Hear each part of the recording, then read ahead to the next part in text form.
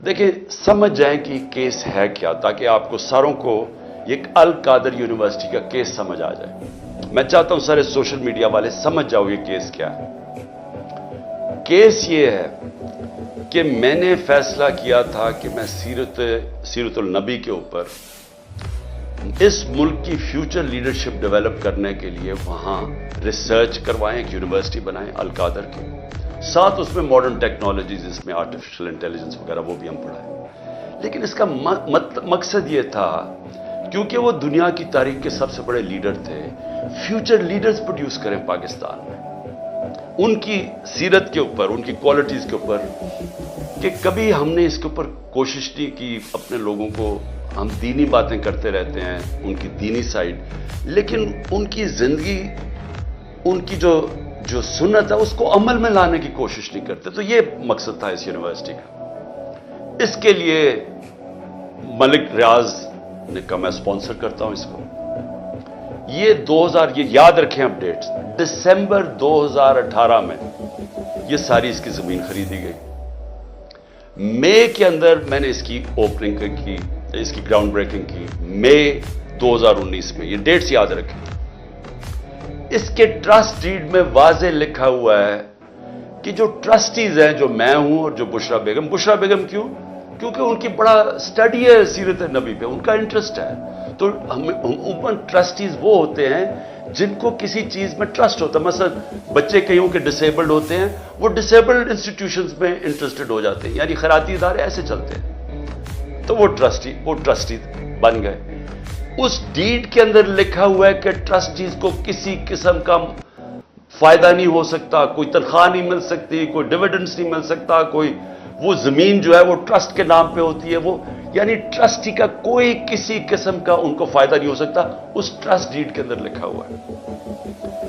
अब उसके बाद दिसंबर के अंदर एक एग्रीमेंट होती है। अब ये जरा गौर से सुने, ये मई में इसकी ओपनिंग हो जाती है, बिल्डिंग बननी शुरू हो जाती है, जो भी पैसा आता है वो सारा बिल्डिंग में सब अकाउंटेड है, वो ट्रस्ट चला रहा है, वो ट्रस्ट के अकाउंट्स हैं, ऑडिट हैं, सब कुछ अवेलेबल है नैब के पास।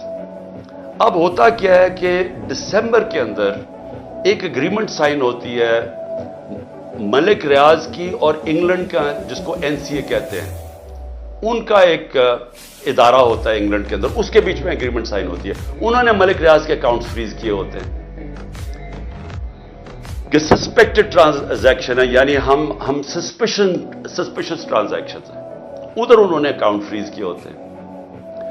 मलिक रियाज और एनसीए फैसला करती है आपस में सीक्रेट एग्रीमेंट में कि ये जो पैसे हैं 190 मिलियन पाउंड्स होते हैं, उसमें 190 मिलियन पाउंड्स, वो मैं जो सुप्रीम कोर्ट का जो अकाउंट था जिसमें मलिक रियाज ने पैसे देने थे, सुप्रीम कोर्ट ने कहा था फाइन दो, वो उसमें वो कहता है कि मैं उसमें डिपॉजिट करता हूं। कैबिनेट के सामने 3 दिसंबर को, यानी अब ये ट्रस्ट शुरू हुआ है, 3 दिसंबर को एग्रीमेंट आती है कि जी क्या आप ये कॉन्फिडेंशियल, अगर मलिक रियाज और एनसीए के कॉन्फिडेंशियल एग्रीमेंट को मानते हैं तो ये 190 मिलियन पाउंड्स पाकिस्तान के अंदर आ जाएगा सुप्रीम कोर्ट के अकाउंट में। लेकिन अगर आप ये नहीं मानते और आप चाहते हैं कि इसको कंटेस्ट करना है, तो फिर आपको इंग्लैंड के अंदर इसके ऊपर केस करना पड़ेगा। अब वहां हमारे वकील बैठे होते हैं, हमारा लॉयर बैठे होते हैं, हमारा लॉ मिनिस्टर बैठे होते हैं, वो एडवाइज करते हैं कि पाकिस्तान $100 मिलियन बाहर लिटिगेशन में हार चुका है अब तक, और कोई चीज हम बाहर से रिट्रीव नहीं की। तो हमें बाहर पहले साबित करना पड़ेगा कि ये पैसा पाकिस्तान से मनी लॉन्ड्रिंग होके आया है। फिर और ये 5-6 साल केस चलेगा, और फिर अगर आप केस हार गए तो ये पैसा इंग्लैंड में रह जाएगा। ये कैबिनेट के सामने ये फैसला आया, या आप 190 मिलियन पाउंड ले लें और पाकिस्तान के सुप्रीम कोर्ट में चला जाए, और या फिर ये पैसा आप कंटेस्ट करना चाहते हैं तो केस करके इंग्लैंड में अपनी करें, और अगर आप जीत जाते हैं 5-6 साल लगेंगे, पाकिस्तान आ जाएगा, लेकिन अगर आप नहीं जीतते तो वह इंग्लैंड में रह जाएगा। ये था फैसला। कैबिनेट फैसला करती है कि जी हमें 190 मिलियन पाउंड आ रहा है, कभी इतना पैसा आया ही नहीं, हम एक्सेप्ट कर जाते हैं। अब ये केस इन्होंने मेरे ऊपर क्या बनाया کہ جناب میں نے وہ جو حالانکہ مجھے ذاتی طور پہ فائدہ ہوا ہے. مجھے ذاتی طور پہ کیسے فائدہ ہوا ہے؟ وہ جو $190 ملین ہے وہ آج پڑا ہوا ہے سپریم کورٹ کے اکاؤنٹ میں. اگر وہ سمجھتی ہے نیب کے برا ہے، یہ گورنمنٹ سمجھتی ہے کہ وہ ٹھیک بات میں نہیں آیا، وہ دوسری طرح آج آپ جا کے ریٹ کر دیں، آپ نیب ریٹ کر دیں سپریم کورٹ میں کہ یہ پیسہ دوسری مد میں لے آئے. وہ پیسہ تو پاکستان آ گیا نا.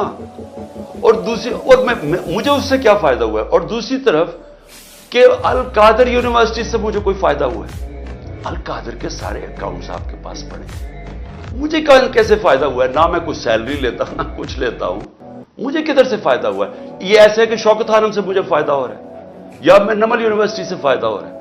میں ٹرسٹی ہوں. ٹرسٹی نہ کوئی سیلری ڈرا کرتا ہے، نہ اس کا مداخلت ہوتی ہے، وہ ایگزیکٹو بورڈ چلاتا ہے. یہ ہے کیس.